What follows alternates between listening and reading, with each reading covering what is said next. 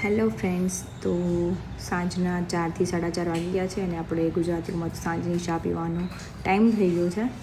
અને હું મસ્ત ગુજરાતીમાં લોકોની જેમ મસ્ત આરામ કરીને ઉઠી છું અને બાલ્કનીમાં આવી છું અને જોયું તો બહારનું મોસમ કેટલું મસ્ત છે. અને હમણાં અમદાવાદમાં ગુજરાતમાં વરસાદ પડી રહ્યો છે, એટલે મોસમ એકદમ મસ્ત ઠંડુ અને મસ્ત છે. તો આનામાં ચા પીવાની મજા જ આવે. તમે જોઈ લો કેટલું મસ્ત મોસમ છે.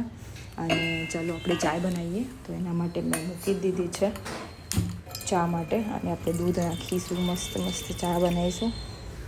ચાય પત્તી, ચાની ભૂક્કી આપણે કહીએ, ખાંડ, કેમ કે હું ખાંડ બહુ ઓછી વધારે પીતી નથી, એટલે ખાંડ ઓછી જોઈએ. અને આદુવાળી ચા તો મજાની વસ્તુ છે, એટલે સાંજની ચા આદુવાળી એકદમ મસ્ત તીખી એ મારી ફેવરેટ ચા છે. અને આપણી ચા રેડી છે, તો મારો કપ બી રેડી છે. અને આપણે કપમાં નાખી અને કેટલું મસ્ત સેટિસ્ફેક્શનવાળું વ્યૂ છે.